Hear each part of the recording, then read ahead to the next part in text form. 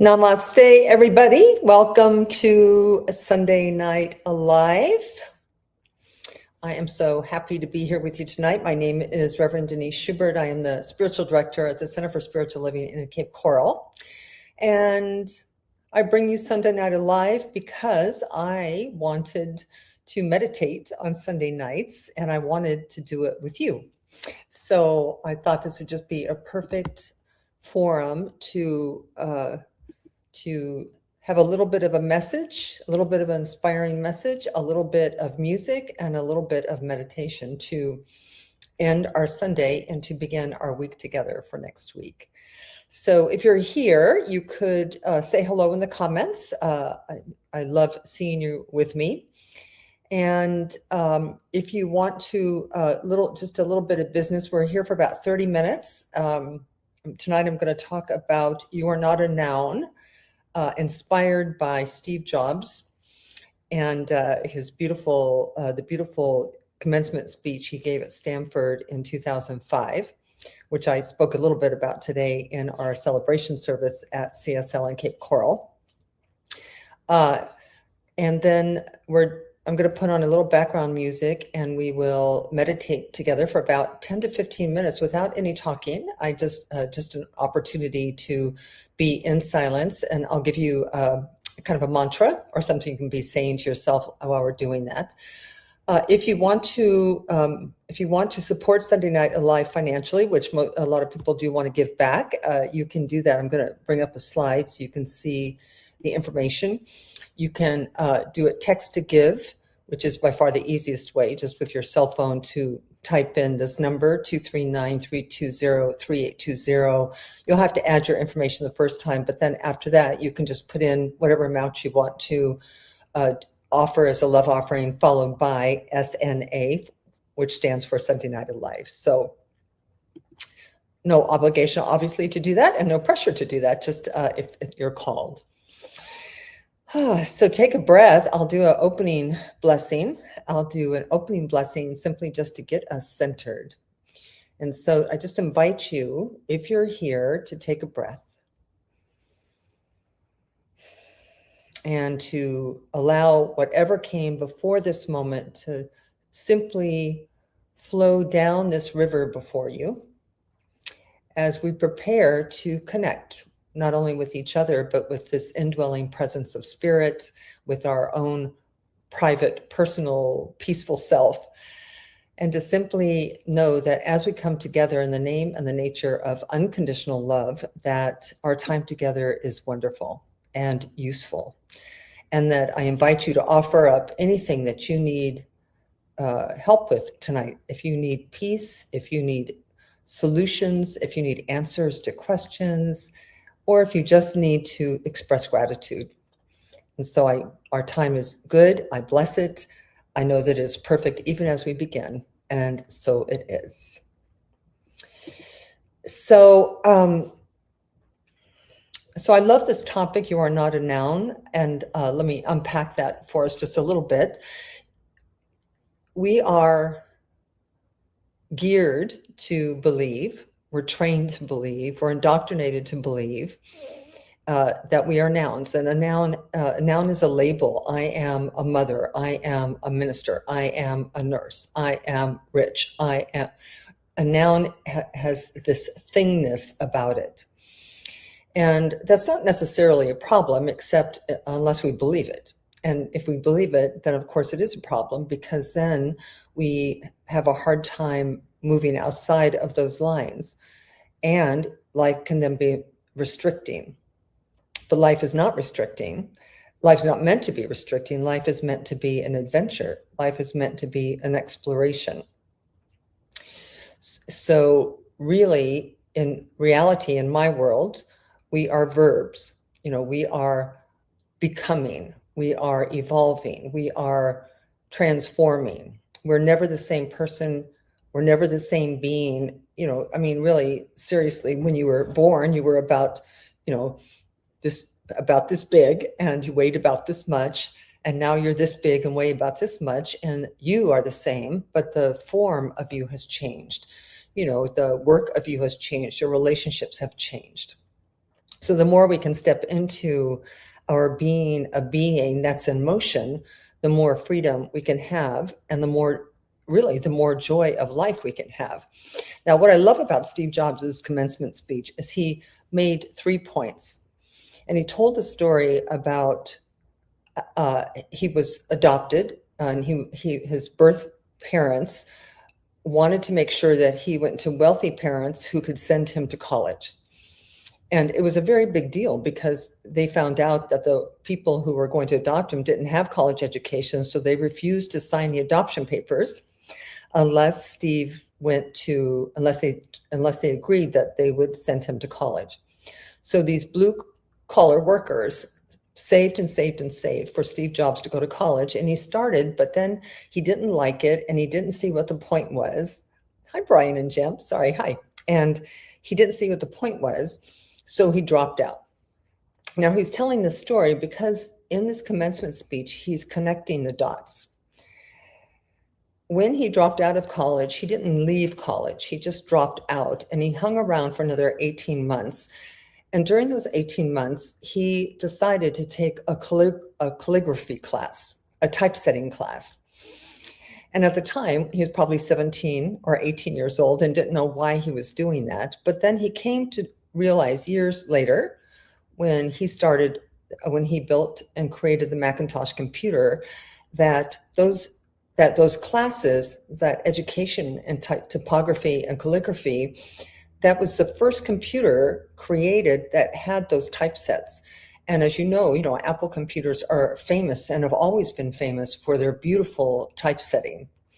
So in his speech, he connected those dots. He said, if I had gone to college and done what my parents wanted me to do, or if I had not dropped out of college, then who knows? The Macintosh computer might have never been created. I might have never learned the skills.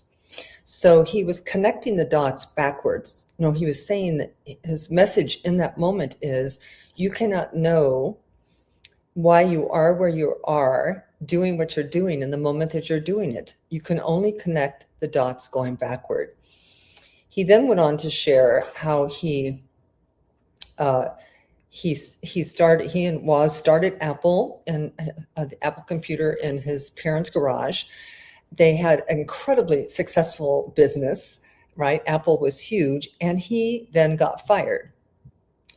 And he shared that it was really one of the most challenging, heartbreaking experiences. But in his getting fired, he started Pixar and Next. But Pixar was the first animation studio to create a fully animated feature-length film, which was Toy Story.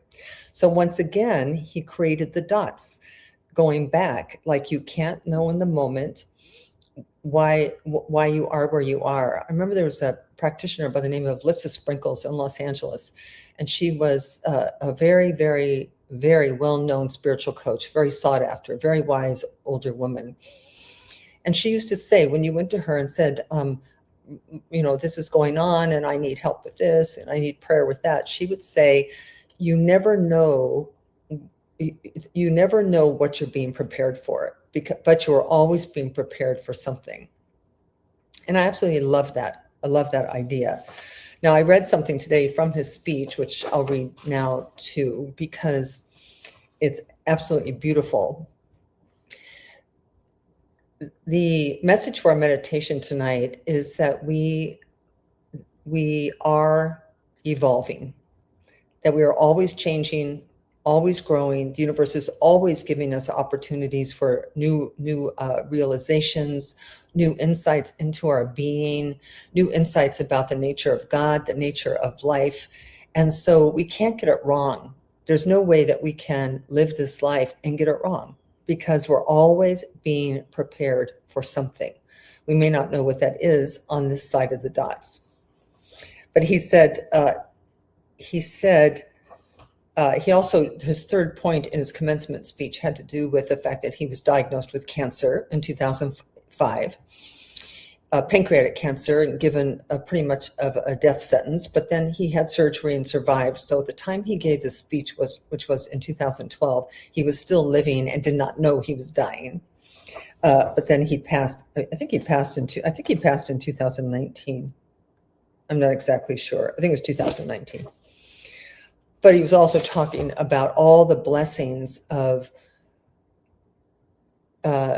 realizing that your disappearance date is looming, of how poignant that made life and how important it made life and how beautiful it made life seem to him. So he said, these are his words. He goes, "Your time is limited, so don't waste it living someone else's life. Don't be trapped by dogma, which is living with the results of other people's thinking. Don't let the noise of others' opinions drown out your own inner voice. And most important, have the courage to follow your heart and your intuition. They somehow already know what you truly want to become." And then everything else, he says, is secondary to that. So tonight we're going to meditate. I think we're going to do, actually one more before I give you that. I had this realization meditating on this today, that if we're verbs, if we are evolving, if our existence adds to all that there is, then it must be that whatever this thing is we're calling God, it is also a verb. It is also evolving. So in our unity and our connection with life, the all that there is, that the whole of it, like if you can imagine that the whole cosmos is in a fishbowl, that all of it is evolving together. And I love this idea about thinking that God is not one and done. Like he's not up there going, okay, I'm waiting for you guys to catch up. Like we're actually all in this together. So our falling in love with ourselves and falling in love with life is really important, because we are part of the process of becoming.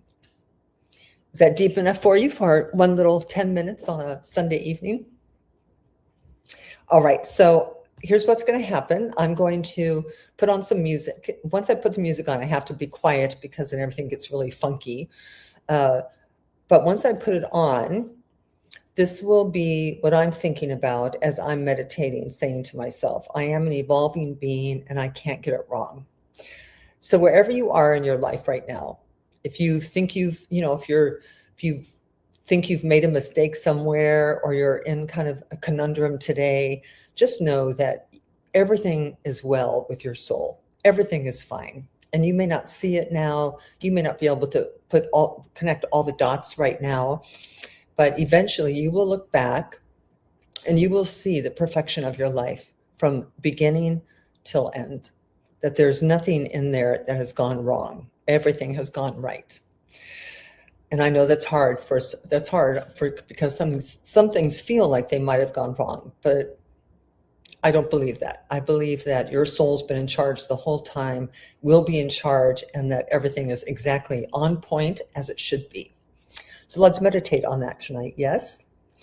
Yes. So hello to you. Thank you for being here. I will do a short prayer when we're done, but we're going to move into our meditation time tonight. So when you're ready to simply begin to turn within, that simply is an invitation to let the outer world fade into the background as you begin to open your inner eyes and allow your gaze to land on that space and place and dimension within you that truly is whole, perfect, and complete, that truly is the very dwelling place of peace and of joy and of perfection. And as you do that, begin to make your breath deeper, more fulfilling, more satisfying. Elongate your inhale and your exhale.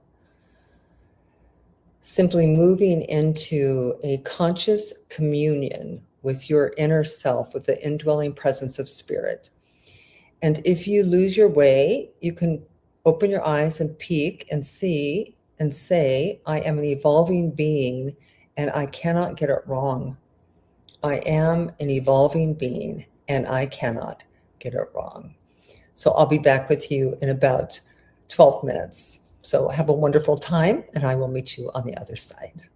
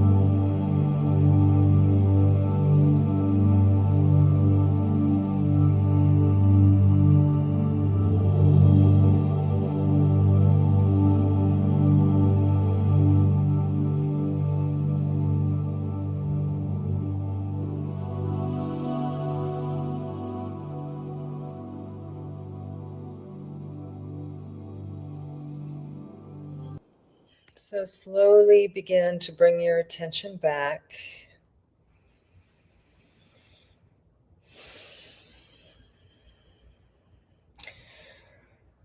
So grateful in this moment to know that I and you and all of us, that we are always growing, always transforming, always evolving, and that we cannot get it wrong, that all is well with our souls. And so I'm so grateful for this time together tonight to end our week, to move into our Sunday evening rested, connected,